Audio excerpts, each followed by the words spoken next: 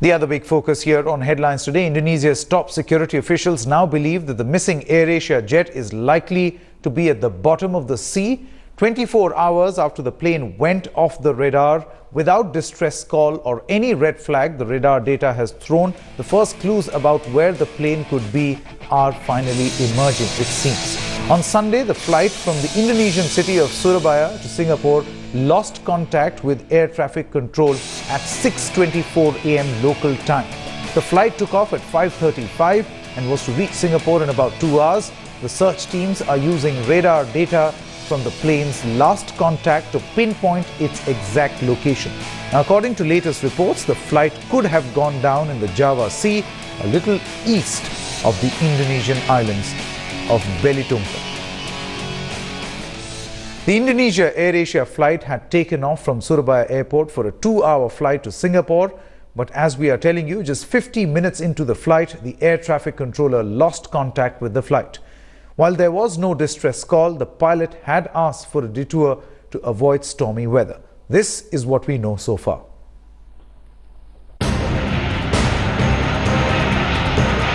The flight status board in Singapore's Changi Airport.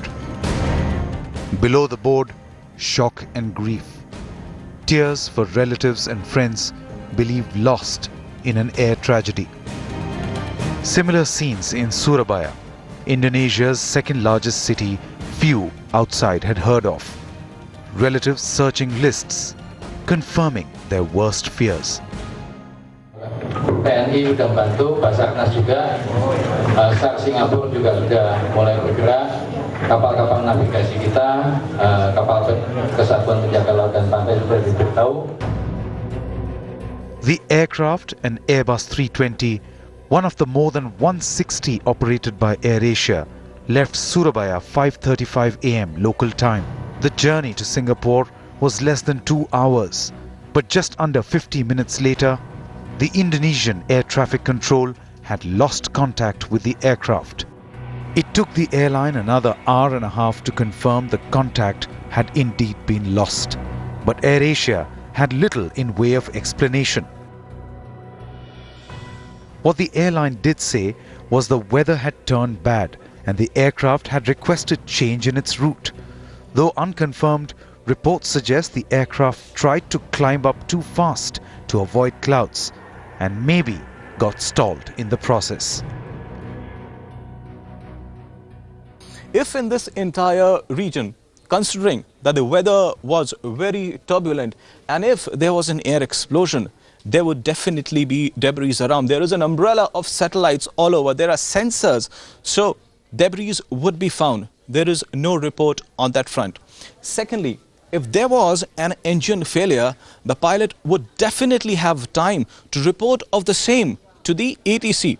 Now, even believing that everything failed, even in these automatic machines, highly sophisticated machines, and the pilot was in some sort of a control of the machine, then he would definitely have been in a position to glide this plane to at least to 80 and 90 miles and then inform the ATC of the same. Massive search and rescue operations involving fishing boats to naval vessels to aircraft has been launched. India too has offered 3 ships and a P-8I aircraft. But at this stage we've made an offer to assist the Indonesian government specifically and we're waiting to hear from them should they need that. But I understand the search and rescue operation is underway.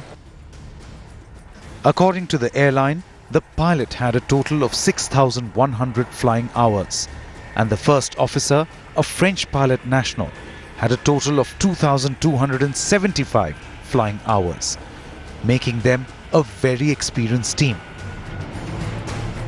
The airline had its own way of paying respects to the Flight 8501 passengers.